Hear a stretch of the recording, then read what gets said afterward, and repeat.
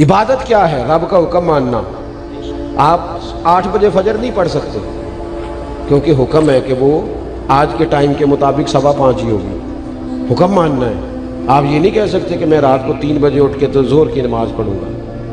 جس وقت نبی پاک نے پڑھنے کا کہا ہے نماز نافذ حکومت ہے حضور کی، لہذا جو فیصلے نبی پاک نے کیے ہیں وہی نافذ رہیں گے. حضور نے کہا ہے عورت پردہ کرے گی تو عورت پردہ کرے گی. اگر نبی پاک علیہ الصلوۃ والسلام نے کہا ہے کہ بے حیائی بے پردگی دین میں منع ہے، تو کسی کے پاس 10 روپے ہو یا 10 ارب ہو، دین نبی پاک کا چلے گا، شریعت رسول اللہ کی چلے گی. اور یہ بھی بات یاد رکھنا، حضور نے زبان سے تبلیغ 40 سال کے بعد شروع کی ہے. عمل سے تبلیغ تو حضور نے پیدا ہوتے شروع کر دی تھی. فقد لبثت فیکم عمرا من قبلہ افلا تعقلون.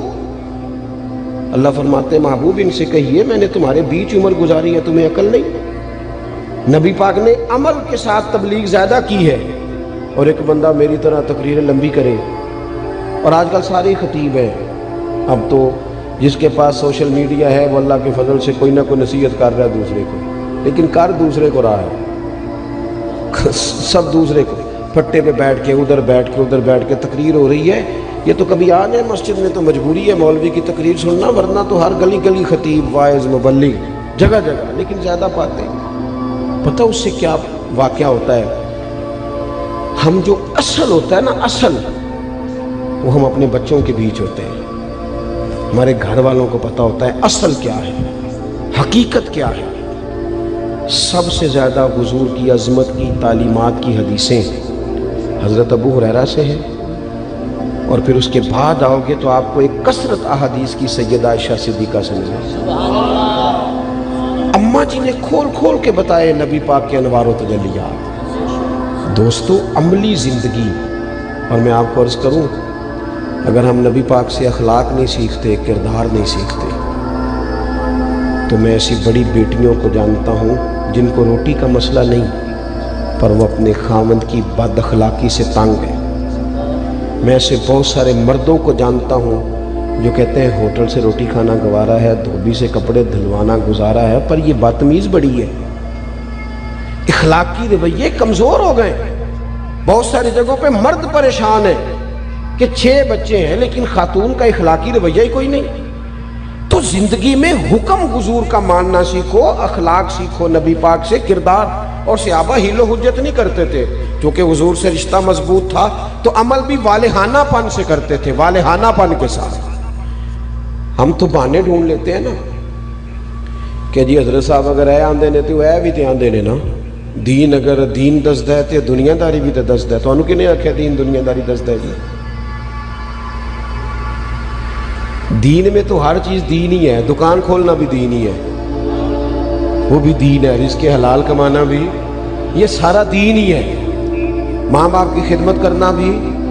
اور کوئی فقیر مجھے ایک دفعہ ایک بندہ مل گیا تو وہ کہندا جی میں تے نہ شادی نہیں کرائی، گھر بار بھی چھڑ چھڑیا، میں پیراں کول ہی ہونا. تو میں کہا پیراں بھی چھڈیا ہی گھر بار؟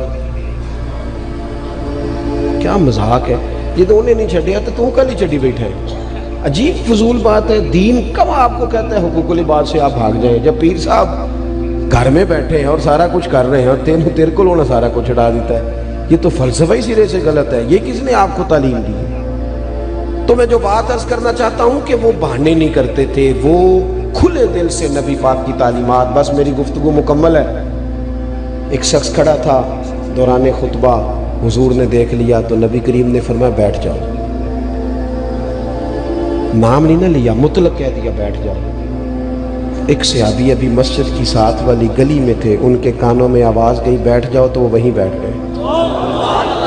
ایک اس کونے میں تھے، کان میں آواز گئی بیٹھ جاؤ تو وہ وہیں بیٹھ گئے. ایک اس کونے میں تھے، ابھی داخل نہیں ہوئے تھے، نام نہیں نہ لیا حضور، بیٹھ جاؤ. اس طرح وہ حکم مانتے تھے، بیٹھ جاؤ تو وہ وہیں. سانو قید سجن دا کہنا ہے، او جنج رکھے ایسا اونج رہنا ہے.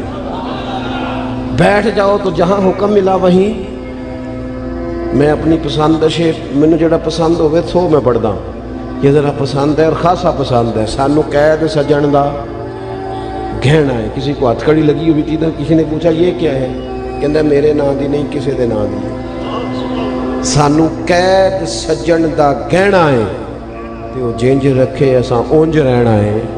نبی پاک صلی اللہ تعالیٰ علیہ وسلم نے جمعے کی نماز کے بعد کہا آپ کہاں تھے, آپ کہاں تھے, آپ کہاں تھے؟ یا رسول اللہ میں گلی میں تھا, آواز آئی بیٹھ جاؤ, میں بیٹھ گیا. ہم نے نہ کبھی قطرے پہ غور کیا اور نہ دریا دیکھا, بس جہاں تیری جھلک دیکھی وہیں ڈوب گئے. آپ کہاں تھے؟ حضور میں گلی میں تھا, آواز آئی تھی بیٹھ جاؤ, میں بیٹھ گیا. تو کہاں تھا؟ حضور اس کونے میں آواز آئی. فرمایا نہ تمہیں کہا تھا, نہ تمہیں کہا تھا, نہ میں نے تو اسے کہا تھا. حضور نام تو نہیں نہ لیا. ہم نے نا وہ حضرت امام احمد بن حنبل ایک غلام خرید کے لائے تو فرمایا تیرا نام کیا ہے؟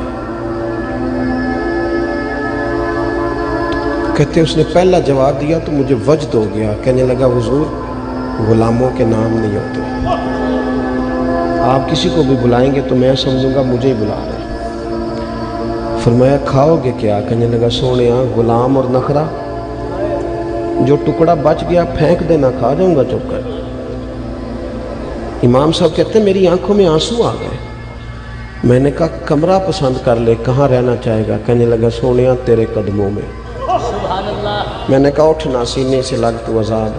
او سجنوں ہم نا نبی پاک کے غلام ہیں, یہ مرضی سے جینا چھوڑ دو. غلام جو ہوتے ہیں نا ان کی نہیں مرضی, مرضی ان کے آقا کی ہوتی ہے. تو کھا بھی مدینے والے کی مرضی سے, پہن بھی حضور کی مرضی سے.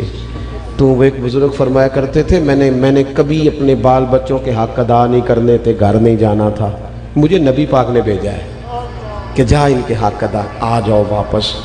ہم پریشان لوگ ہیں, ہم دکھی ہیں, ہم اپنی مرضی سے جینا چاہتے تھے تو الجھ گئے ہیں, ہم سے حالات قابو میں نہیں آ رہے. گھروں سے لے کر پارلیمنٹ ہاؤس تک ایک مصیبت ہے, سورے کی کیسے؟ حضور کے غلام بن جاؤ, دروازہ رسول پہ آ جاؤ.